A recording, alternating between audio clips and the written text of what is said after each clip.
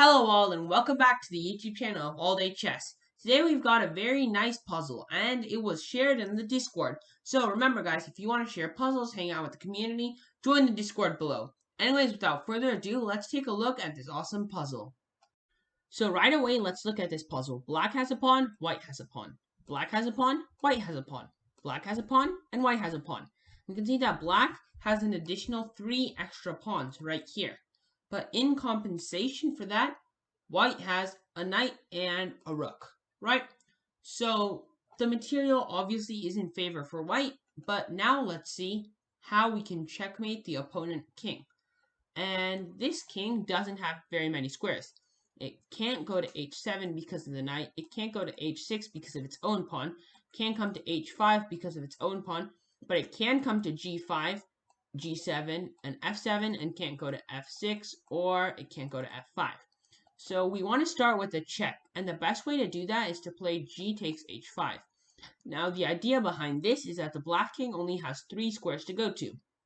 If it comes up to g5, then we can simply play knight to e8. And the idea of knight to e8 is now black will play king takes h5, and now king to f6, and they have to play e-pawn because they have no other possible move because this king can't come anywhere here.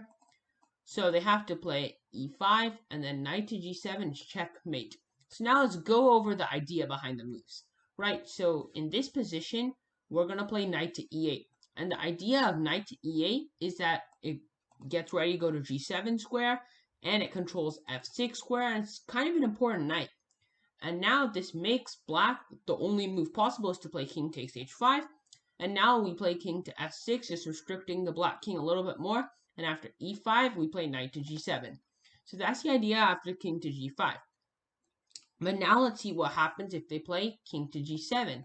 If they play king to g7, simply rook to f1. The idea is to get this rook on this open file, because if the king ends up going to the back rank, it could get very dangerous and could be a checkmate. And so here, let's say black decides to push the pawn. And obviously, if we take, we're still winning. Rook takes f4, but we want to try and go for a checkmate here. And the fastest way possible is rook to g1.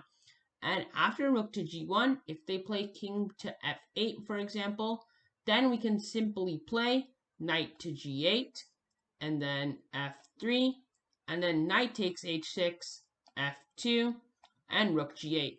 The idea behind this knight g8 idea is to then play knight takes h6, which not only captures the pawn, it opens up this g8 square for the rook, which will be a checkmate. And when the knight's on h6, it also guards the very important f7 square.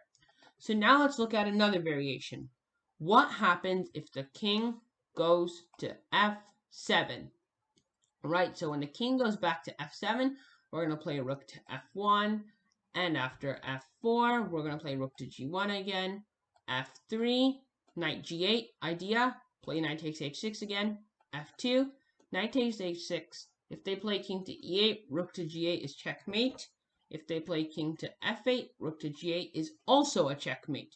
So either one of those moves is checkmate. Now let's look at one last line. Instead of f4, what if they try and play something else?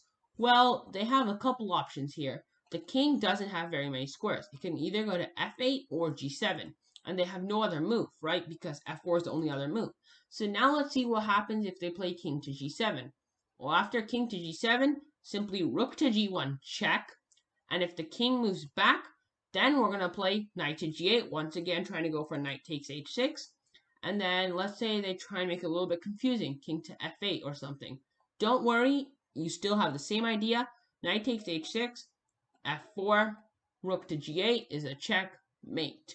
So this is a very, very awesome puzzle where this knight, having its crazy maneuvers by going to e8 or going to g8 to come to an important square, h6 and g7, right? And so with those squares and being able to protect the rook and the rook taking care of the open file and letting your opponent push the pawn down the board, which actually is a little bit scary to think about, but at the very end, you get the job done. So I really hope you guys liked the puzzle, and I'll see you in the next one.